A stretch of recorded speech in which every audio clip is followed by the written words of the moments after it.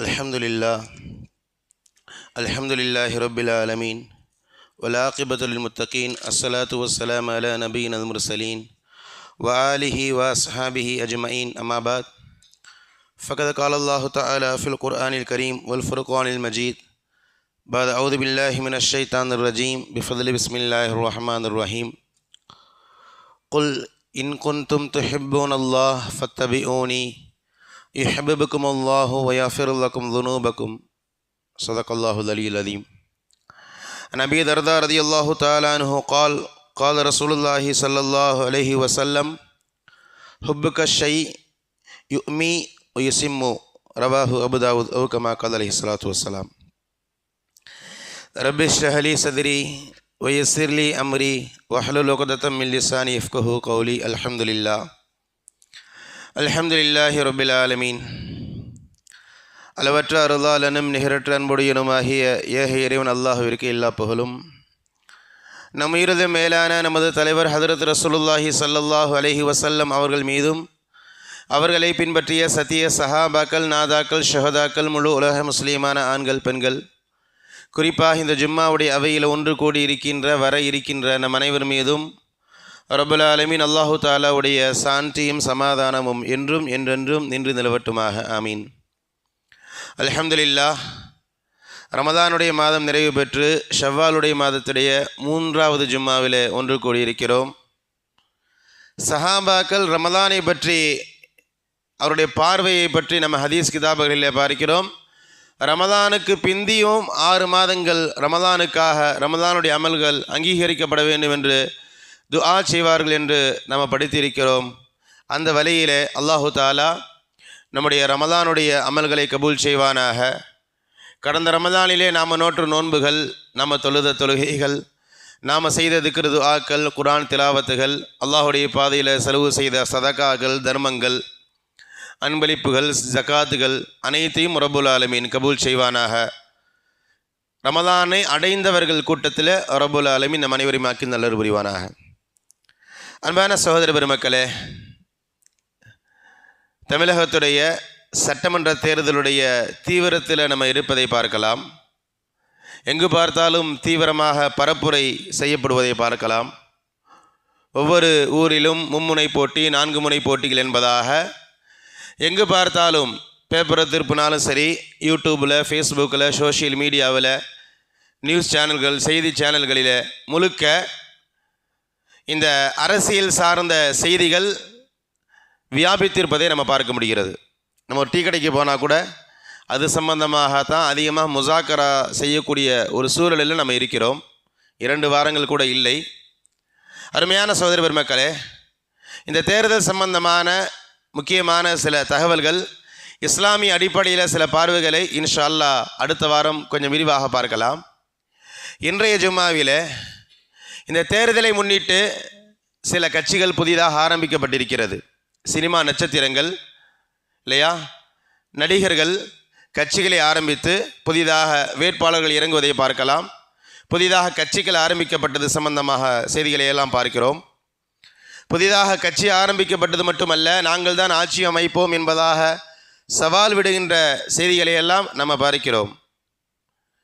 குறிப்பான ஒரு அரசியல் கட்சி, ஒரு மிகப்பெரிய உச்ச நட்சத்திரம் அரசியல் கட்சி ஆரம்பித்த பிறகு தமிழகம் முழுக்க நல்ல வரவேற்பு. குறிப்பாக பெண்கள், வாலிபர்கள், இளம் பெண்கள், இளம் வாலிபர்கள், ஆண்கள், பெண்கள் அதாவது ஒரு கட்சியின் மீது அபிமானம் என்பதை தாண்டி ஒரு வெறியாக மாறி இருப்பதை நம்ம பார்க்க முடிகிறது இல்லையா. ஒரு கட்சியின் மீது அபிமானம் இருப்பது தவறில்லை. ஆனால் அந்த அபிமானம் என்பதை தாண்டி, ஆதரவு என்பதை தாண்டி ஒரு வெறியாக இருப்பதை நம்ம பார்க்க முடிகிறது. முஸ்லீம்கள் கூட விதிவிலக்கு அல்ல. முஸ்லீம்கள் கூட, குறிப்பாக இஸ்லாமிய பெண்கள், அல்லாஹ் பாதுகாக்கணும். நிறைய செய்திகளில் ஜும்மாவுடைய மேடை என்பதனால் உடைத்து பேச முடியாது. ஆனாலும் பேச வேண்டிய கட்டாயத்தில் இன்றைக்கி சமுதாயம் தள்ளப்பட்டிருக்கிறது. இஸ்லாமிய பெண்கள் கூட, திருமணமாகாத வாலிப பெண்கள் நிறைய இந்த கட்சிகளின் மீது வெறி கொண்டு ரசிக மனப்பான்மையோடு இருப்பதை பார்க்க முடிகிறது. அன்பான சகோதர பெருமக்களே, அரசியல் வாக்கு என்பது அவருடைய உரிமை. யாருடைய வாக்கையும் யாரும் நிர்பந்திக்க முடியாது, இன்ஃப்ளூயன்ஸ் செய்ய முடியாது. என்னுடைய மனைவியாக இருந்தாலும் அவள் யாருக்கு வாக்கு போட வேண்டும், ஓட்டு போட வேண்டும் என்பது அவருடைய உரிமை. நாம் அதில் தலையிட முடியாது. கருத்து சொல்லலாம். கருத்து சொல்லுகின்ற உரிமை எல்லோருக்கும் இருக்கிறது. யாரும் யாரையும் நிர்பந்தப்படுத்த முடியாது. அருமையான சகோதர பெருமக்களே, இப்போ அந்த அடிப்படையில் வாக்கு என்பது இரண்டாவது பட்சமாக வைத்துக்கொள்வோம். இவர் ஆட்சியில் அமரணும், இவர் ஆட்சி நடத்தணும் என்று வாக்கு செலுத்துவது என்பது இரண்டாவது. முதலாவதாக இவரின் மீது தீவிரமான ஒரு வெறி இருக்கிறதே, இது ஒரு அரசியல் தெளிவோடு இருக்கிறதா? அரசியல் தெளிவோடு இருந்த பிரச்சனை இல்லை. நல்லா விளங்கி கொள்ளுங்க. யார் வேண்டுமானாலும் கட்சியை ஆரம்பிக்கலாம், யார் வேண்டுமானாலும் தேர்தலில் நிற்கலாம், யார் வேண்டுமானாலும் ஓட்டு கேட்கலாம், அது பிரச்சனை இல்லை. யார் பின் வேணாலும் மக்கள் ஒன்று சேரலாம், முஸ்லீம்கள் கூட ஒன்று சேரலாம், அதிலும் பிரச்சனை இல்லை. ஆனால் ஒரு அரசியல் தெளிவோடு பின்பற்றினா பிரச்சனை இல்லை, வரவேற்கிறோம். இவர் நல்ல அரசியல் ஆளுமைங்க, இவர் ஆட்சியில் அமர்ந்தால் இவர் மிகப்பெரிய ஒரு மாற்றத்தை இவர்களால் செய்ய முடியும். மக்களின் மீது அதிகமான கவலை கொண்டவர் இல்லையா? மக்களுடைய கவலைகளை தன்னுடைய கவலையாக பார்க்கக்கூடிய நல்ல திறமை இருக்கிறது. மக்களுக்காக நிறைய போராட்டங்களை செய்திருக்கிறார், நிறைய போராட்டங்களை மேற்கொண்டிருக்கிறார், மக்கள் போராட்டங்களுக்காக சிறை சென்றிருக்கிறார் என்பதாக இப்படியெல்லாம் ஒரு செய்தி இருந்து அந்த அடிப்படையில் ஒரு நடிகரையோ அல்லது யாரை வேண்டுமானாலும் பின்பற்றினால் அவரின் மீது நம்ம குற்றம் சொல்வதில்லை, அது நமக்கு அவசியமும் இல்லை. ஆனால் எந்த விதமான அரசியல் அறிவும் இல்லாமல், நல்லா புரிந்து கொள்ளுங்க, எந்த விதமான அரசியல் அறிவும் இல்லாமல் ஒரு 20-25 ஆண்டுகளாக நான் இவர் திரையில் ரசித்தேன், இவருடைய நடை எனக்கு பிடிக்கும், இவருடைய நடனம் எனக்கு பிடிக்கும், இவருடைய பேச்சு எனக்கு பிடிக்கும், இவருடைய கை செயல்பாடுகள் எனக்கு பிடிக்கும், இவருடைய நடிப்பு எனக்கு பிடிக்கும் என்று ரசிக மனப்பான்மையில் ஒரு தலைவரை பின்பற்றுவது என்பது இஸ்லாமிய பார்வையில் பச்சை ஹராம். நல்லா விளங்கிக் கொள்ளுங்கள். இது யாராக இருந்தாலும் சரி, இது எந்த தலைவராக இருந்தாலும் சரி, ரசிக மனப்பானம் என்பது இஸ்லாத்தில் அனுமதிக்கப்பட்டதே இல்லை. யாரை ரசிக்கணும், யாரை பின்பற்றணும் என்ற ஒரு கோட்பாடு கொண்டவர்கள் நாம். பொதுவாக இது மாதிரியான செய்திகள் எல்லாம் பேசப்பட்டால் உடனே ஒரு கேள்வி என்ன வரும்னு சொன்னால், பரவலாக பார்க்கலாம், எல்லோரும் தானே பின்பற்றுகிறார்கள், முஸ்லீம்கள் மட்டுமா செல்கிறார்கள் இல்லையா? ஏழை பணக்காரன், படித்தவன் பாமரன் எல்லாருமே தான் அது மாதிரி நடிகர்களுக்கு பின்னாடி சென்று கொண்டிருக்கிறாங்க, முஸ்லீம்கள் மட்டுமா செல்கிறார்கள் என்ற ஒரு கேள்வி இயல்பாக எழலாம். அடிப்படையில் இது மிக மோசமான கேள்வி, இது மோசமான சிந்தனையும் கூட. நல்லா விளங்கிக் கொள்ளுங்க. மற்றவர்கள் போல அல்ல நாம, ஆடு மாடுகள் அல்ல நாம. நமக்கென்று ஒரு வழிபாடுகள் இருக்கிறது, நமக்கென்று ஒரு கோட்பாடுகள் இருக்கின்றது, நமக்கென்று ஒரு தாத்பீரியம் இருக்கிறது. புரிதலுக்கு சொல்கிறதா இருந்தால், நான் என்ன சாப்பிடணும் என்பது கூட நான் ஏன் இஷ்டப்படி சாப்பிட முடியாது. எனக்கு விருப்பம்ன்றனால எதை வேணால் சாப்பிடலாமா? பன்றி இறைச்சி எனக்கு விருப்பம், சாப்பிடணும்னு தோணுது, சாப்பிடலாமா? மார்க்கம் தலையிடும், நீ இதை சாப்பிடணும், இதை சாப்பிடக்கூடாது, இது ஹலால், இது ஹராம். சாப்பிட்ற சாப்பாட்டில் கூட மார்க்கம் நமக்கு ஒரு கோட்பாட்டை வழங்கி இருக்கிறது என்று இருந்தால் யோசித்து பாருங்க. நம்முடைய ஒரு வாழ்வியல், நம்ம ஒரு தலைவரை பின்பற்றுகிறோம், அவரை மாதிரி நம்முடைய செயல்பாடுகள் அமைத்து கொள்ள வேண்டும் என்றால் எந்தளவு வழிகாட்டுதல் இஸ்லாத்தில் இருக்கிறது என்பதை விளங்கிக் கொள்ள முடியும். அருமையான சகோதர பெருமக்களே, அல்லாஹு தஆலா திருமறையில் சொல்கிறான், பின்பற்றுவதற்கு தகுதி வாய்ந்த ஒரே தலைவர் அல்லாஹுடைய தூதர் ரசூலுல்லாஹி ஸல்லல்லாஹு அலைஹி வஸல்லம் அவர்கள் மட்டும்தான். அவர்களும் மட்டுமல்ல, அவர்கள் என்று அல்லாஹு தஆலா சொல்லலை, அவர்களும் என்பதல்ல, ரசூலுல்லாவையும் பின்பற்றலாம் என்பதல்ல இஸ்லாமிய கோட்பாடு. ரசூலுல்லாவை மட்டும்தான் நம்ம பின்பற்றியாகணும். அல்லாஹு தஆலா திருமறையில் மிக தெளிவாக பேசுகிறான். குல், நபியே நீங்கள் சொல்லுங்கள், இன் குன்தும் துஹிப்பூனல்லாஹ் ஃபத்தபியூனி, அல்லாஹ்வை நீங்கள் நேசிப்பது உண்மையாக இருந்தால், நாங்கள் அல்லாஹ் உண்மையிலே நேசிக்கிறேன் என்று சொல்வது உண்மையாக இருந்தால், ரசூலுல்லாஹ் பார்த்து அல்லாஹ் சொல்கிறான், ஃபத்தபியூனி, என்னை பின்பற்றுங்கள் என்று ரசூலுல்லாஹ் சொல்கிறார்கள். அல்லாஹ் சொல்லும்படி ரசூலுல்லாஹ் சொல்கிறார். வசனம், ஹதீஸ் இல்லை, இது குர்ஆனுடைய வசனம். அல்லாஹ்வே சொல்கிறான், இந்த அடியான் என்னை நேசிப்பது உண்மையாக இருந்தால் நபியே நீங்கள் சொல்லுங்க, என்னை பின்பற்றுங்கள். ரசூலுல்லாவை பின்பற்றுவது மட்டும்தான் இஸ்லாத்தில் ஒரே ஒரு அடிப்படையான கொள்கை. நமக்கான ஒரே தலைவர் ரசூலுல்லாஹ். ரசிக்க வேண்டும் என்றாலும் ரசூலுல்லாவை தான் ரசிக்க வேண்டும், பின்பற்ற வேண்டும் என்றாலும் ரசூலுல்லாவை தான் பின்பற்ற வேண்டும். என்னுடைய முடி எப்படி இருக்கணும், என்னுடைய சட்டை எப்படி இருக்கணும், என்னுடைய காலர் எப்படி இருக்கணும் இல்லையா, என்னுடைய மீசை எப்படி இருக்கணும், இப்படி என்னுடைய எல்லா அங்க அவயங்களையுமே, என்னுடைய பேச்சு, என்னுடைய செயல்பாடு அனைத்தையுமே ஒரு ரோல் மாடலாக அல்லாஹு தஆலா பெருமானார் ஸல்லல்லாஹு அலைஹி வஸல்லம் அவர்களை நமக்கு வழங்கியிருக்கிறார். திருமறையில் இது சார்ந்த நிறைய செய்திகள் பார்க்கலாம். லகத் கான லக்கும் ஃபி ரசூலில்லாஹி உஸ்வத்துன் ஹஸனா, நபி ஸல்லல்லாஹு அலைஹி வஸல்லம் அவர்களிலே உங்களுக்கு அழகிய முன்மாதிரி இருக்கிறது இல்லையா? வெறுமனை இபாதத்துகளுக்கு மட்டும் ரசூலுல்லாஹ் முன்மாதிரி இல்லை. நான் எப்படி தொழுகணும், ரசூலுல்லாஹ்வை பார்க்கலாம். நான் எப்படி நோன்பு வைக்கணும், ரசூலுல்லாஹ்வை பார்க்கணும் என்பதல்ல. என்னுடைய எல்லா செயல்பாடுகளுமே ரசூலுல்லாஹ் தான் முன்மாதிரி. அந்த ரசூலுல்லாஹ்வை தான் நான் பின்பற்றணும். அருமையான சகோதர பெருமக்களே, இப்பேற்பட்ட தலைவரை பெற்றிருக்கின்ற சமூகம் இன்றைக்கு சர்வசாதாரணமாக நடிகர்களுக்கு பின்னால் சென்று கொண்டிருக்கிறது. நான் மீண்டும் ஒரு செய்தியை பதிவு செய்கிறேன். அரசியல் தெளிவோடு ஒரு அரசியல் தலைவரை பின்பற்றினால் பிரச்சனையே இல்லை. நம்ம அதில் கருத்து சொல்ல வேண்டியது இல்லை, அது நமக்கு தேவையும் இல்லை. ஆனால் எந்த விதமான அரசியல் தெளிவும் இல்லாமல் வெறுமனே ரசிக மனப்பான்மையோடு மட்டுமே பின்பற்றுவது இஸ்லாமிய பார்வையில் பச்சை ஹராம். உலகமே பின்பற்றினாலும் ஒரு முஸ்லீம் பின்பற்ற முடியாது. ஒரு முஸ்லீம் ரசிக்கக்கூட அனுமதி இல்லை இல்லையா? ஒரு முஸ்லீம் அப்படி ரசிக மனப்பான்மையோடு போவது மிகவும் மோசமான ஒரு சிந்தனையாக இருக்கிறது. எல்லாம் பாதுகாக்கணும். இன்றைக்கி இந்த நடிகர்களுக்கு பின்னாடி அரசியல் கட்சி ஆரம்பித்த பிறகு போகிற இடத்துலலாம் கடுமையான கூட்டம் இல்லையா? இந்த நடிகர்களுக்கு பின்னாடி எல்லாருமே வராங்க. திருமணமான பெண்கள் வருகிறார்கள், வயது வந்த பெண்மணிகள் வருகிறார்கள், வாலிபர்கள் வாகனத்தில் பின்னாடியே சென்று கொண்டு இருக்கிறாங்க. இஸ்லாமிய வாலிபர்கள் உட்பட இல்லையா? நிறைய விபத்துகளும் கண்கூடாக பார்த்து கொண்டு இருக்கிறோம். அருமையான சகோதர பெருமக்களே, நான் முன்னாடி சொன்ன மாதிரி ஜும்மாவுடைய மேரை என்பதனால நாகரிகத்தை கருதி மேலோட்டமாக பேசி கொண்டு இருக்கிறோம்.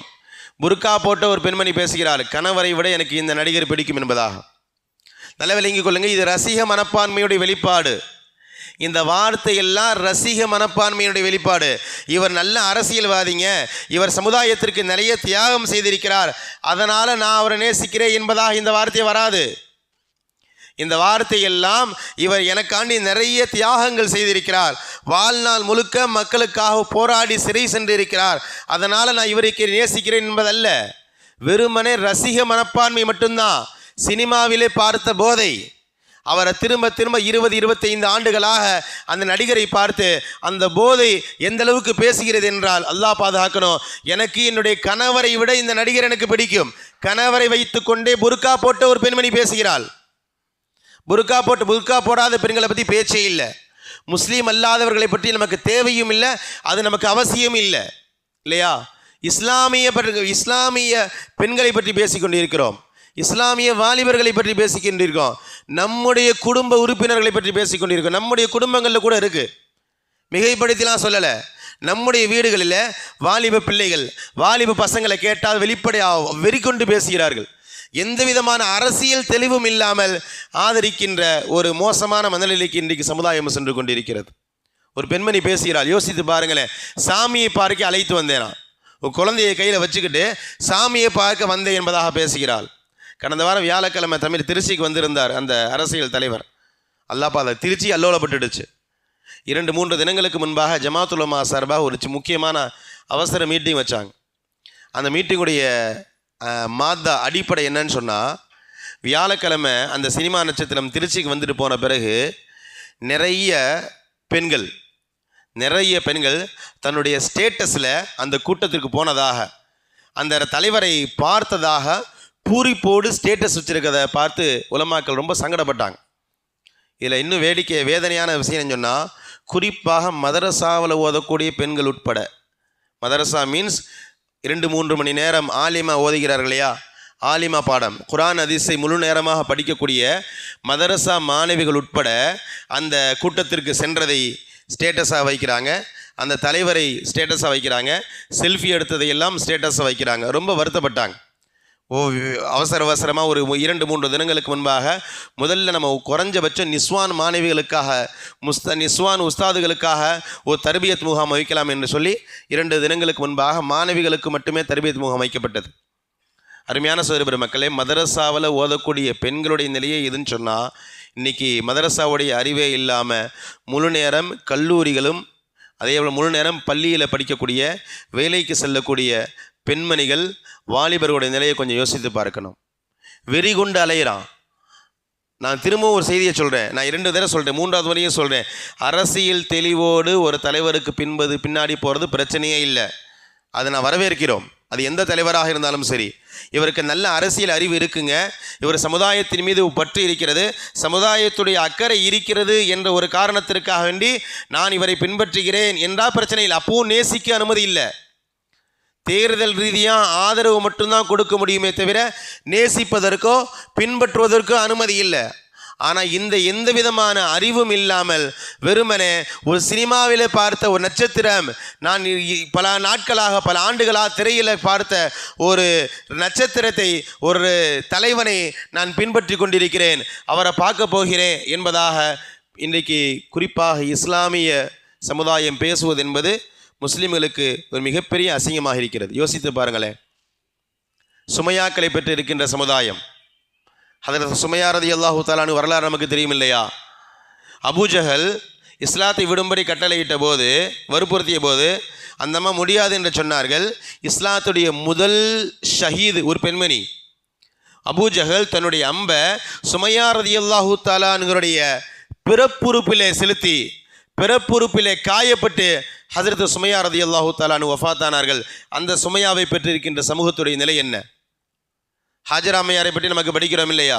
இப்ராஹிம் அலைஹிஸ்ஸலாத்து வஸ்ஸலாமுடைய மனைவி பச்சிலங்குழந்தைய கடுமையான வெயில் பாலைவன பிரதேசத்தில் விட்டுட்டு போகும்போது அந்த அம்மா அல்லாஹ்வுடைய கட்டளையா நான் இங்கே இருக்கிறேன் என்று சொல்லி அல்லாஹ்வுடைய கட்டளை காணி அந்த பச்சிலங்குழந்தையோடு வைத்திருந்த ஹாஜரா அம்மையாருடைய வம்சம் இன்னைக்கு ஹாஜரா அம்மையாரை தலைவியாக ஏற்றுக்கொண்ட இஸ்லாமிய சமூகம் பச்சிலங்குழந்தைய 3-4 மணி நேரமாக கடுமையான வெயிலில் சாமியை பார்ப்பதற்காக அழைத்து வந்திருக்கிறேன் என்று ஒரு நட்சத்திரத்தின் பின்னாடி ஒரு நடிகரின் பின்னால் செல்கிறது என்றால் இந்த சமுதாயத்துடைய அசிங்கத்தையும் அவலங்களையும் நம்ம என்னவென்று சொல்வது? அருமையான சகோதரர், ரசூலுல்லாஹ்வுடைய ஹதீஸ் நமக்கு தெரியும். அபூதாவுது ஷெரீஃபுடைய 5130வது செய்தி. அபூதர்தா ரலியல்லாஹு தஆலா அன்ஹு இந்த ஹதீஸ் அறிவிக்கிறாங்க. ஹுப்புக்க ஷை, ரசூலுல்லாஹ்வுடைய வார்த்தை, ஒரு பொருளின் மீது நீங்கள் அதிகமாக நேசம் கொண்டால், ஒரு பொருளின் மீது ஒரு அதிகமாக நேசம் உங்களுக்கு வந்துருச்சு சொன்னால், அது பொருளாக இருக்கலாம், நபராக இருக்கலாம், யார் வேண்டுமானாலும் இருக்கலாம். அந்த நேசம் உங்களை என்ன தெரியுமா செய்யும்? யுமி, உங்களை குருடர்களாக ஆக்கும். யுசிம்மு, உங்களை செவிடர்களாக ஆக்கும். இன்றைக்கு அதுதான் கண்கூடாக பார்த்து கொண்டிருக்கிறோம் இல்லையா? ஒரு சினிமா நட்சத்திரத்தின் மீது இருக்கின்ற அந்த நேசம் வெறியாக மாறி அவர் என்ன சொன்னாலும் அது சரி இல்லையா? அவரை எதிர்த்து ஒரு வார்த்தை பேசினா கூட ஜீரணிக்க முடியலை. நம்ம பிள்ளைங்க தான். நான் திரும்ப திரும்ப சொல்கிறேன், பொது சமூகத்தை பற்றி நான் இங்கே பேசவே இல்லை. நம்முடைய பிள்ளைகள், நம்முடைய வீட்டில் இருக்கக்கூடிய பிள்ளைகள், நம்முடைய குடும்பத்தில் இருக்கக்கூடிய வாலிப பிள்ளைகள், திருமணமான பெண்கள் உட்பட குருடர்களாக, கண்ணிருந்தும் குருடர்களாக இருக்கிறோம், கண்ணிருந்தும் செவிடர்களாக இருக்கிறோம். யாரை நேசிக்கிற ஒரு அடிப்படை இல்லையா? அடிப்படையை விளங்கிக் கொள்ளுங்க. என்னுடைய மனைவியாக இருந்தாலும் எந்த அளவு நேசிக்கணும் என்பதாக ஒரு மார்க்கம் வரையறுத்திருக்கிறது. கண்மூடித்தனமாக என்னுடைய மனைவியை கூட நான் நேசிக்க கூடாது. கண்மூடித்தனமாக என்னுடைய பிள்ளையை கூட நான் நேசிக்க முடியாது. மார்க்கத்துக்கு முரணாக என்னுடைய மனைவி செயல்பட்டா என்னுடைய நேசம் அங்கே தடுக்கக்கூடாது. மார்க்கத்துக்கு முரணாக என் பையன் செயல்பட்டா, இல்லைங்க 10 வருஷம் கழித்து பிறந்த குழந்தை, நான் எப்படிங்க கோபப்படலாம், கண்டிக்கலாம் என்றெல்லாம் பேச முடியாது. அவனை கண்டிக்க வேண்டிய பொறுப்பு ஒரு தகப்பனுக்கு இருக்கு இல்லையா? நான் பெற்ற பிள்ளையாக இருந்தாலும் அல்லது என்ன பெற்ற தாயாக இருந்தாலும் அவளையும் எந்த அளவு நேசிக்க வேண்டும் என்ற ஒரு வழிகாட்டுதல் இஸ்லாத்தில் இருக்கிறது. கண்மூடித்தனமாக நேசிப்பதற்கு இஸ்லாத்தில் அனுமதியே இல்லை. இன்றைக்கு கண்மூடித்தனமான நேசம் வெறியாக மாறி அவர்கள் என்ன சொன்னாலும், அதை அவர்களை பற்றி எந்த நெகட்டிவிட்டி சொன்னாலும் சமுதாயத்தினால் ஏற்றுக்கொள்ள முடியலை. சமுதாயத்தினால் இன்றைக்கி ஏற்றுக்கொள்ள முடியவில்லை. அருமையான சகோதர பெருமக்களே, மஜ்னூனை பற்றி தெரியும். வரலாற்றில் சிறந்த காதலிக்கு லைலா மஜ்னூன்னு சொல்லுவாங்க. இந்த மஜ்னூனுடைய அசல் பெயர் கைஸ் இப்னு முலவ்வது. கைஸ் இப்னு முலவ்வது நஜித் தேசத்தில் அரபி தீபகற்பத்திலேயே ரசூலுல்லாஹ்வுடைய வாழ்ந்த காலத்தில் வாழ்ந்தவர் இல்லையா? ரொம்ப பெரிய அறிவாளி, நிறைய கவிஞர், மிக சிறந்த கவிஞர். லைலாவை பார்க்கறதுக்கு முன்னாடி அரபு தேசமே அவரை புகழ்ந்தது. அந்த அளவுக்கு அவரை போன்ற ஒரு அறிவாற்றல் கிடையாது, அவரை போன்ற ஒரு கவிஞர் கிடையாது. நல்ல சிந்தனையாளர் கைஸ். லைலா என்ற பெண்மணியின் மீது அவருக்கு இருந்த நேசம் ஒரு கட்டத்துக்கு பிறகு அவரை மஜ்னூனாக மாற்றியது. என்ன பேசணும், என்ன செய்யணும் தெரியலை இல்லையா? இவருக்கு மஜ்னூன் என்பதாக பெயர் வந்ததற்கான காரணத்தை சீராவில் எழுதுவார்கள். உமர் ரலியல்லாஹு தஆலா அவர்களை ஒரு தடவை சந்திக்கும் பொழுது ஒரு பேச்சுவார்த்தையின் போது இந்த மதீனாவுடைய ஆளுநர் பதவி யாரிடத்தில் ஒப்படைக்கலான்னு சும்மா ஒரு நல்ல அறிவாளி தானே, சிந்தனையாளர் என்பதனால் அவர்கிட்ட கேட்டபோது அவர் லைலாவிடத்தில் ஒப்படைக்கலாம் என்று சொன்னதாக கோபப்பட்டார்கள் உமர் ரலியல்லாஹு தஆலா. போடா மஜ்னூன் என்று சொன்னார்கள். அங்கு தான் அவருக்கு மஜ்னூன் என்பதாக பெயர் சொன்னதாக இந்த மஜ்னூன் என்ற பெயர் வந்ததற்கான காரணம் சொல்லப்படுகிறது. மஜ்னூன்னா பைத்தியக்காரன் இல்லையா, அந்த லைலாவின் மீது இருக்கின்ற அலாதியான பிரியம் இல்லையா. நாயை பார்த்து நாயுடைய காலை முத்தமிட்டு கொண்டிருக்கிறான் ஒரு தடவை. இந்த கைஸ் மிகப்பெரிய சிறந்த அறிவாளி, அரபுலகமே வியந்த ஒரு அறிவாளி, ஒரு நாயுடைய காலை முத்தமிட்டு கொண்டிருக்கிறான். விசாரிக்கப்படுகிறது, என்னப்பா நாயை போய் முத்தமிடு, அது நஜீஸை போய் முத்தமிடுறியன்னு சொன்னபோது அவன் மஜ்னூன் சொன்னான், இல்லை லைலா வாழ்ந்த லைலாவுடைய வீடு இருக்கக்கூடிய அந்த தெரு வழியாக இந்த நாய் நடந்து வந்தது. அந்த லைலா இருக்கக்கூடிய வீடு, அந்த வீடு இருக்கக்கூடிய தெரு வழியாக இந்த நாய் நடந்து வந்தனால அந்த கால் தடத்தை நான் முத்தமிடுகிறேன் என்பதாக மஜ்னூன் சொன்னதாக கிதாபுகள் எழுதுகிறார்கள். அந்த அளவுக்கு ஒரு பெண்ணின் மீது அவனுக்கான பிரியம் என்பது மடையனாக்கிவிட்டது, குருடனாக்கிவிட்டது. அந்த நாய்க்கு முத்தமிடக்கூடாது, அந்த நாய் நஜீஸ் என்ற அறிவு கூட அவனுக்கு இல்லை. அது மாதிரி தான் இன்றைக்கு சமுதாயம் பல நாய்களை நஜீஸ் என்ற அறிவு இல்லாமல் தலையில் தூக்கி வைத்து கொண்டாடி கொண்டிருக்கிறது. நான் மிகைப்படுத்தியே சொல்லலை. யாரை கொண்டாட வேண்டும், யாரை ரசிக்க வேண்டும், யாரை பின்பற்ற வேண்டும் என்ற அடிப்படை அறிவு இல்லாமல் இன்னைக்கு சினிமா பிரபலங்களுக்கு பின்னால் இஸ்லாமிய சமூகம் சென்று கொண்டிருக்கிறது. நான் ஏற்கனவே சொன்ன மாதிரி ரசூலுல்லாவை பெற்றிருக்கின்ற சமுதாயம் நம்ம சாதாரணமானவர்கள். உலகமே திரும்பி பார்க்கிறது ரசூலுல்லாவை. என்னடா இப்பேற்பட்ட தலைவரா அவர், எதையுமே விட்டு வைக்கலையே, ஃபுல்ஃபில்லான ஒரு தலைவர். நம்முடைய எல்லா செயல்பாடுகளையும் பிறந்ததுலேருந்து மரணிக்கிற வரை நம்ம சந்திக்கின்ற எல்லா பிரச்சனைகளுக்கும் தீர்வு சொல்லக்கூடிய அப்டேட்டான ஒரு தலைவர். 2000 வருஷத்துக்கு முன்னாடி 1400 வருடங்களுக்கு முன்பு ரசூலுல்லா வாழ்ந்தாங்க. ரசூலுல்லாவுடைய சுன்னாவெல்லாம் இன்றைக்கி சாத்தியம் இல்லைன்னு சொல்ல முடியாது இல்லையா. 1400 ஆண்டுகளுக்கு பிறகும் கூட ரசூலுல்லா இன்றும் வாழ்ந்து கொண்டு இருக்கிறார்கள். இன்றைக்கும் உண்டான பிரச்சனைகளுக்கும் ரசூலுல்லாவுடைய சுன்னத்துகள் எல்லாம் அப்டேட் ஆகி, ஹதீஸ்கள் எல்லாம் அப்டேட் ஆகி இருக்கிறது. அப்பேற்பட்ட சமுதாயத்தை தலைவரை பெற்றிருக்கின்ற சமுதாயம் இன்றைக்கு நடிகர்களுக்கு பின்னால் சென்று கொண்டிருக்கின்ற அவலங்களை எல்லாம் இன்னைக்கு கண்கூடாக பார்த்து கொண்டு இருக்கிறோம். அருமையான சகோதர மக்களே, குறிப்பாக வாலிபர்கள், அவர்களை சரி செய்ய வேண்டிய பொறுப்பு நமக்கு இருக்கிறது. நல்ல விளங்கிக் கொள்ளுங்க. அரசியல் ரீதியாக மட்டுமே இதை நம்ம எடுத்துக்கொள்ளக்கூடாது. அரசியல் ரீதியான பதிவு அல்ல. நான் இன்று பேசக்கூடிய எந்த செய்தியுமே அரசியல் ரீதியான பதிவு அல்ல. யாரை வேண்டுமானாலும் நீங்கள் வாக்கிட்டுக் கொள்ளுங்கள், அது உங்களுடைய விருப்பம். ஆனால் ஒரு தெளிவு வேண்டும். நம்ம யாரை ரசிக்கிறோம், யாரை பின்பற்றுகிறோம், யாரை நேசிக்கிறோம். நம்முடைய வாழ்க்கை எப்படிதான் அப்படிதான் நம்முடைய மௌத்து வரும். அருமையான சகோதர பெருமக்களே, இன்னைக்கு சினிமாவின் பின்னால் சென்று கொண்டிருக்கிறார்களே. சினிமா என்பது அருமையான சகோதர பெருமக்களே மக்களை செம்மைப்படுத்துவதற்காக உருவாக்கப்பட்ட ஒரு துறை அல்ல. அவனே அதை என்னன்னு போடுறான் தெரியுங்களா? சினிமாவையே அவன் இது ஒரு என்டர்டெயின்மெண்ட் சொல்கிறான், இது ஒரு பொழுதுபோக்குன்றான். உனக்கு கொஞ்சம் ஒரு மாதிரியாக சேடிஷாக இருக்கா, ஒரு விதமான மந்தமாக இருக்கா, நேரம் போகலையா, பொழுதுபோக்குக்காக பாரு என்கிறான் அந்த சினிமாவை இல்லையா. ஆனால் அந்த சினிமாவில் உண்டான பிரபலங்களை எல்லாம் இன்றைக்கி நம்முடைய வாழ்வியல் வழிகாட்டியாக, வாழ்க்கையை வடிவமைக்கக்கூடிய ஒரு தலைவராக தேடிக்கொண்டிருக்கிறோம் இல்லையா. சினிமா நட்சத்திரங்களை எல்லாம் இவர் என்னை காக்கக்கூடிய ஒரு கடவுளாக, நம்முடைய காப்பானாக இன்னைக்கு சமுதாயம் பார்த்து கொண்டிருக்கிறது. முஸ்லீம் அல்லாதவர்கள் பார்க்கிறார்கள் என்றால் அது வேற விஷயம். முஸ்லீம்கள் கூட பார்க்கக்கூடிய ஒரு அவலங்களை பார்க்கிறோம் இல்லையா. மனிதனை சீரழிக்கின்ற மிகப்பெரிய ஆயுதம் சினிமா. முழுக்க அசிங்கங்கள் நிறைந்தது. இன்னைக்கு சினிமாவில் அல்லாஹ் பாதுகாக்கணும். பச்சை ஹராம் சினிமா. அந்த ஹராமை நம்ம அனுமதித்தனால தான் இன்றைக்கி எந்த இடத்துல நிற்கிறோம்னு தெரிகிறோம் இல்லையா. சினிமாவை பற்றி பலர் பலவிதமாக பேசலாம். ஒரு பதிவை படித்தேன். ஆண்டனி குயின் என்பவர் ஹாலிவுட் நடிகர், மெக்சிகோவை சேர்ந்தவர், உலக அரங்கில் நிறைய விருதுகளை பெற்றிருப்பவர். இந்த ஆண்டனி குயின் இவர் அந்த ஆஸ்காருடைய விருதை பெற்று, சிறந்த நடிகருக்கான விருதை பெற்றுக்கொண்டு அவர் சொல்கிறார், cinema is area of vulgarity. Cinema என்பது விரசத்துடைய ஒரு பகுதி என்றார். வல்கரிட்டின்னு தெரியும் இல்லையா, அசிங்கம்னாங்க. ஃபஹ்ஷா அரபியில் சொல்லுவாங்க. ஃபஹ்ஷா மானக்கேடும் அசிங்கங்களும் விபச்சாரங்களும் நிறைந்த ஒரு பகுதி தான் சினிமா என்று சினிமாவுடைய உச்சத்தில் இருக்கக்கூடிய ஒரு நபர் பேசுகிறார். ஆனால் அந்த சினிமாவையும் தான், அந்த சினிமா நடிகர்களைத்தான் இன்னைக்கு நம்முடைய காப்பான்களாக, நம்முடைய தலைவர்களாக நம்ம தேடிக்கொண்டிருக்கிறோம். அருமையான சகோதரர்களே, குறிப்பாக நம்முடைய இளம் தலைமுறையினர்களுக்கு, நம்முடைய பிள்ளைகளுக்கு சொல்ல வேண்டிய பொறுப்பு நமக்கு இருக்கிறது. 5வது தானங்க படிக்கிறான், 6வது தானே படிக்கிறான், அவனுக்கு நான் ஓட்டு போட போகிறோமா? சில பெற்றோர்கள் பேசுகிறார்கள், அவனுக்கு என்ன ஓட்டு இருக்கா, இவெல்லாம் ஓட்டு போட்டால் அவன் வரப்போகிறான், விடுங்க ஹசரத் என்றெல்லாம் சொல்வதை பார்க்கலாம். அல்லாஹ் பாதுகாக்கிறோம். சிறு வயதிலேயே நம்முடைய பிள்ளைகளுக்கு அல்லாஹ்வையும் அல்லாஹ்வுடைய ரசூலை பற்றி சொல்ல நம்ம தவறிவிட்டோம் என்றால் நம்மை விட அநியாயக்காரர்கள் யாரும் இல்லை. குர்ஆனில் நிறைய செய்தி இருக்கிறது. ஹதரத் இப்ராஹிம் அலைஹிஸ்ஸலாத்து வஸலாம் பேசிய செய்தி அல்லாஹ் பேசுகிறான். யாக்கூப் அலைஹிஸ்ஸலாத்து வஸலாம் செய்தியை பேசிய செய்தி அல்லாஹ் தஆலா பேசுகிறான். பக்கராவுடைய 132வது வசனம், பக்கராவுடைய 132வது வசனம். அந்த வசனத்துடைய அமைப்பு எப்படி இருக்குன்னு சொன்னால், ஹதரத் இப்ராஹிம் அலைஹிஸ்ஸலாத்து வஸலாம் தன்னுடைய பிள்ளைகளுக்கு தன்னுடைய கடைசி நேரத்தில் செஞ்ச வசியத்தை அல்லாஹ் தஆலா சொல்லி காட்டுகிறான். இப்ராஹிம் நபி தன்னுடைய கடைசி நேரம், வசியத்துன்னு சொன்னால் மரண நேரத்தில் பேசுவதற்கு வசியத்துன்னு சொல்லுவோம், தன்னுடைய மரண நேரத்தில் தன்னுடைய பிள்ளைகளுக்கு பேசிய செய்தி. அதே போன்று யாக்கூப் அலைஹிஸ்ஸலாத்து வஸலாம் தன்னுடைய 12 பிள்ளைகளை அமர வைத்து தன்னுடைய மரண நேரத்தில் பேசிய செய்தியை அல்லாஹ் தஆலா திருமலையில் சொல்லி காட்டுகிறான். வஸ்ஸா பிஹா இப்ராஹிமு பனீஹி வ யாக்கூப். இப்ராஹிம் அலைஹிஸ்ஸலாத்து வஸலாம் அவர்களும் தன்னுடைய பிள்ளைகளுக்கு வசிய செய்தார்கள். யாக்கூப் அலைஹிஸ்ஸலாத்து வஸலாம் அவர்களும் தன்னுடைய பிள்ளைகளுக்கு வசிய செய்தார்கள். என்ன வசிய செஞ்சாங்க?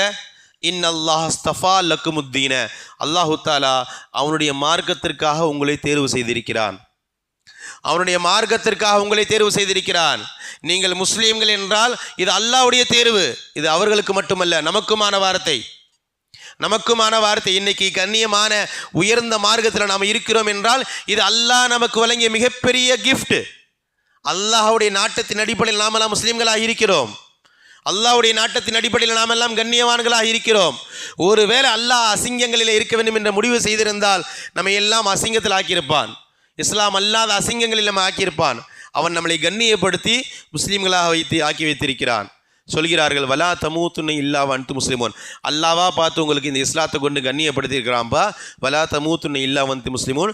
தயவு செஞ்சு முஸ்லீம்களாகவே மரணிங்க, முஸ்லீம் அல்லாமல் நீங்கள் மரணித்து விடாதீர்கள் என்பதாக ஹசரத் இப்ராஹிம் தன்னுடைய பிள்ளைகளுக்கு பேசிய வசியத்தை, யாக்கூப் நபி தன்னுடைய பிள்ளைகளுக்கு பேசிய வசியத்தை அல்லாஹ் தஆலா சொல்லி காட்டுகிறான். இப்ராஹிம் நபியார் காபத்துல்லாவை கட்டியவர் ஹசரத் இப்ராஹிம். இப்ராஹிமுடைய மகன் ஹசரத் இஸ்மாயில்.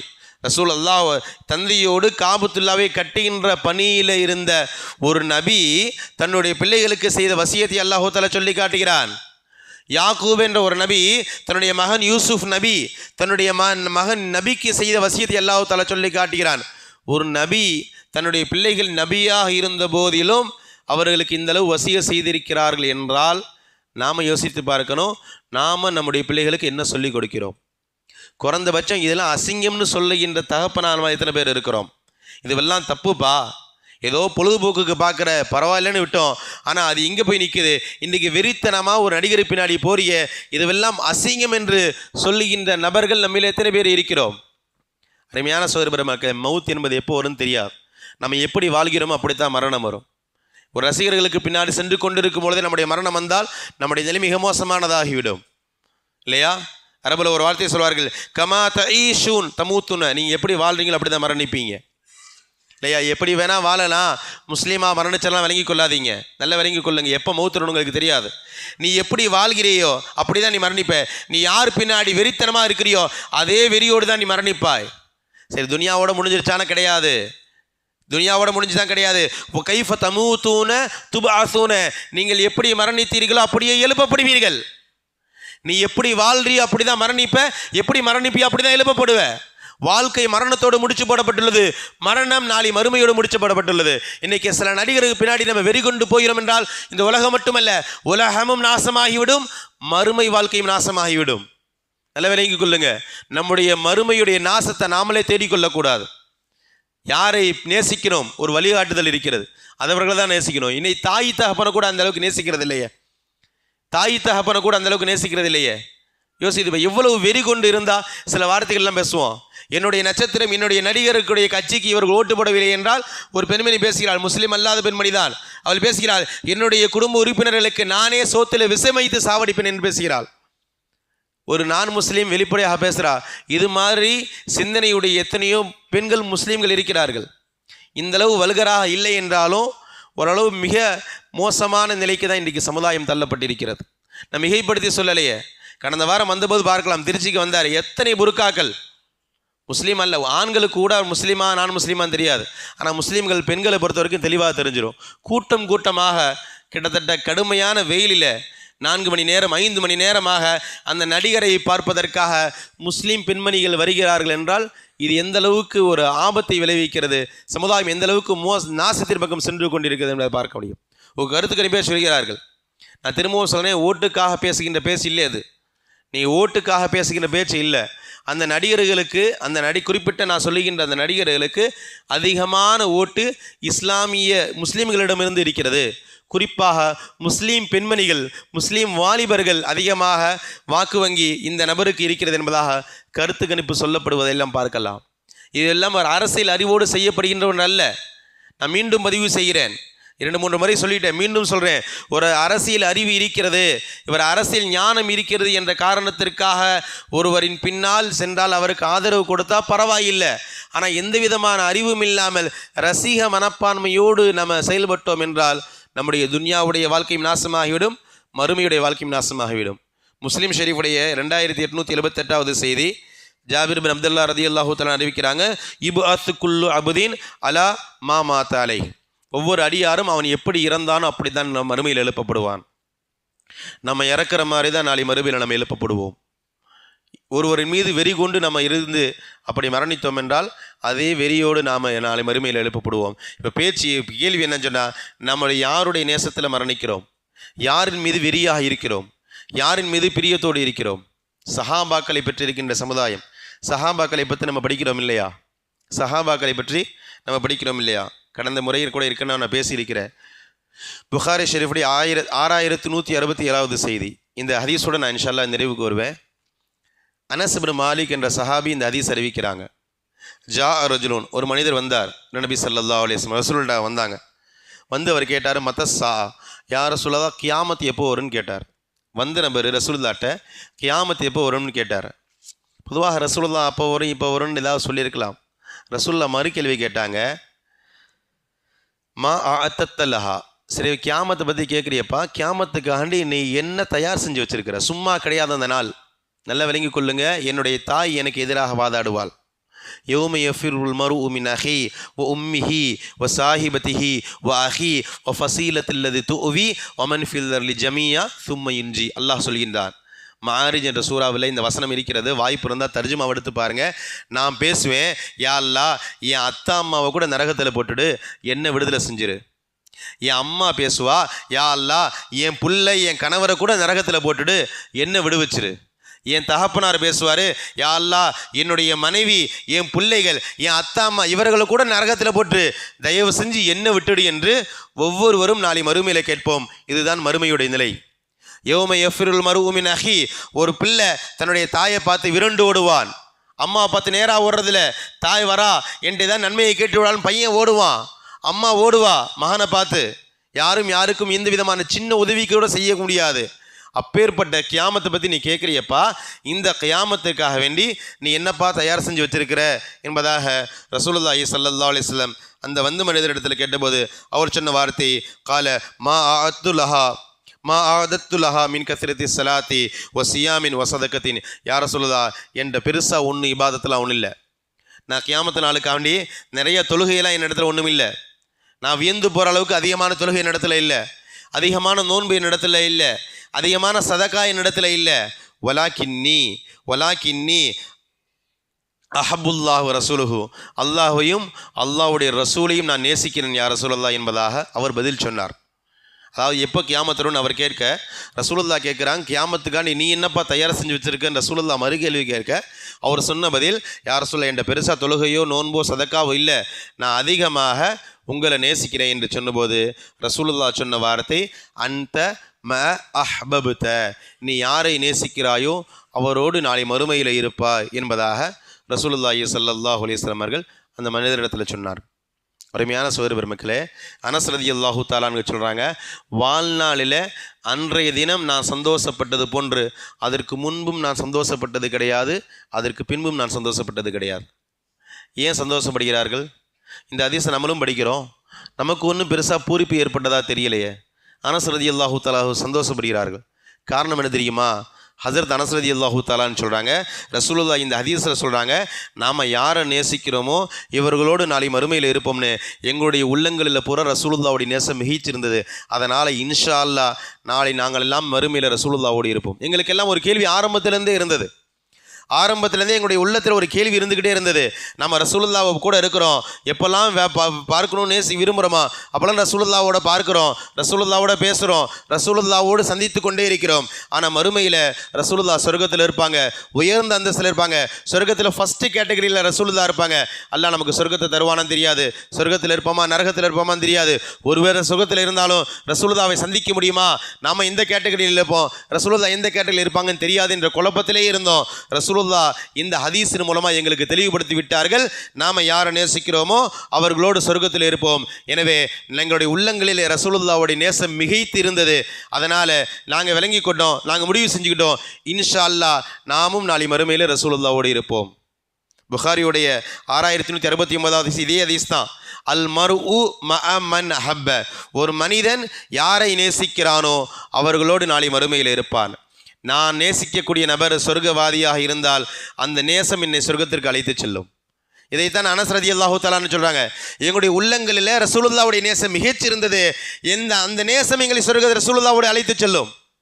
ரசூலுல்லாஹ்வின் மீது இருக்கின்ற அந்த பிரியம், அந்த நேசம் எங்களை கையை பிடிச்சிட்டு போய் ரசூலுல்லாஹ் பக்கத்தில் அமர வைக்கும் என்பதாக அனஸ் ரலியல்லாஹு தஆலான்னு சொல்கிறார்களே. நாமளும் இந்த ஹதீஸ்களை படிக்கிறோம், நமக்கு ஏன் ஈர்ப்பு ஏற்பட மாட்டேங்கிறது?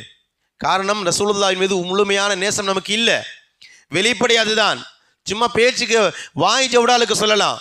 ரசூலுல்லாஹ் தாங்க எங்களுடைய நேசத்திற்குரிய நபர், ரசூலுல்லாஹ்வை தான் நாங்கள் பின்பற்றுகிறோம், நேசிக்கிறோம் என்பது. ஆனால் அடிப்படையில் உளப்பூர்வமாக இருந்தால் இது போன்ற ஹதீஸ்களும் நமக்கும் ஒரு நேசத்தை, ஒரு சந்தோஷத்தை ஏற்படுத்த வேண்டும். அருமையான சகோதரர் மக்களே, அந்த அடிப்படையில் நான் மீண்டும் பதிவு செய்கிறேன், நாம் யாரை நேசிக்கிறோமோ அவர்களோடு நாளை மறுமையில் இருப்போம். நாம் யாரை நேசிக்கக்கூடிய நேரமோ அவர் சொர்க்கவாதியாக இருந்தால் இன்ஷா அல்லாஹ் அந்த நேசம் நாளை மறுமையில் நம்மை சொர்க்கத்திற்கு அழைத்து சொல்லும். ஒருவேளை நம்முடைய செயல்பாடுகள் அனைத்தும் அல்ஹம்துலில்லாஹ் பேணுதலாக, தொழுகையில், நோன்புல, சதக்கால, மற்ற இபாதத்துக்களை சரியாக பேணுதலாக இருக்கிறோம். ஆனால் ஒரு நரகவாதியை நேசித்தோம் என்றால், யார் நரகவாதின்னு உலகத்தில் நம்ம முடிவு செய்ய முடியாது. ஆனாலும் நரகத்திற்கு அழைத்து செல்லக்கூடிய காரியங்களை செய்யக்கூடிய நபரை நேசித்து அவர் நரகத்திற்கு சென்று அந்த நேசத்தின் மூலமாக நாமும் நரகவாதிகளாக ஆகிவிடக்கூடாது என்பதை இந்த ஹதீஸ்களின் மூலமாக நம்ம தெளிவுபடுத்த வேண்டும். அருமையான சகோதர பெருமக்களே, அந்த அடிப்படையில் அரசியல் ரீதியாக யாரையும் ஆதரிக்கலாம், அது அவரவருடைய விருப்பம். நான் பயானுடைய ஆரம்பத்தில் சொன்னது மாதிரி யாரையும் நீங்கள் ஆதரிக்கலாம், அது அவரவருடைய விருப்பம். ஆனால் அந்த ஆதரவு என்பது வெறியாக மாறிவிடக்கூடாது. ரசிக மனப்பான்மையோடு யாரையும் ஆதரிப்பதோ யாரையும் ரசிப்பதோ இஸ்லாமிய பார்வையில் அனுமதிக்கப்பட்டதே அல்ல. முஸ்லீம் அல்லாதவர்கள் எப்படி வேண்டுமானாலும் இருந்து கொள்ளலாம், முஸ்லீம்களாகிய நாம் அப்படி அனுமதியே இல்லை. காரணம், நாம் ரசிக்க வேண்டுமென்றாலும், நேசிக்க வேண்டுமென்றாலும், பிரியப்பட வேண்டுமென்றாலும், பின்பற்ற வேண்டுமென்றாலும் அதற்கெல்லாம் தகுதி வாய்ந்த ஒரே நபர் ஹதரத் ரசூலுல்லாஹி ஸல்லல்லாஹு அலைஹி வஸல்லம் அவர்கள் மட்டும்தான். ரசூலுல்லாஹ்வை பெற்றிருக்கின்ற சமுதாயம் ரசூலுல்லாஹ்வை விட்டுவிட்டு இது போன்ற நடிகர்களுக்கு பின்னால் செல்வது என்பது மிக மோசமான ஒரு மனநிலைக்கு சென்றுவிடும். நம்முடைய மறுமை வாழ்க்கையும் நாசமாகிவிடும், உலக வாழ்க்கையும் நாசமாகிவிடும். அருமையான சகோதர பெருமக்களே, அந்த அடிப்படையில் பெருமானார் ஸல்லல்லாஹு அலைஹி வஸல்லம் வாழ்வியலை முழுமையாக படிப்போம். பெருமானாரை முழுமையாக நேசிக்குவதற்கும் பின்பற்றுவதற்கும், குறிப்பாக நம்முடைய இளம் சமுதாயத்தினர்களுக்கு, நம்முடைய பொறுப்பில் இருக்கக்கூடிய வாலிப பெண்கள், வாலிப மாணவர்கள், சிறுவர்கள், இவர்களுக்கு இந்த செய்தியை கொண்டு செல்ல வேண்டிய பொறுப்பு நமக்கு இருக்கிறது. அல்லாஹு தாலா ரசூலுல்லாஹ்வுடைய ஷரியத்தை முழுமையாக படிப்பதற்கும், வாசிப்பதற்கும், ரசூலுல்லாஹ்வை முழுமையாக நேசிப்பதற்கும், ரசூலுல்லாஹ்வுடைய வாழ்க்கை முழுமையாக பின்பற்றுவதற்குமான நல்ல நசீபை நம் அனைவருக்கும் தந்து நல்லது புரிவானாக. வாஹிரத் அல்ஹம்துலில்லாஹி ரபில் ஆலமீன். அஸ்ஸலாமு அலைக்கும் வரஹ்மத்துல்லாஹி வபரகாத்துஹு.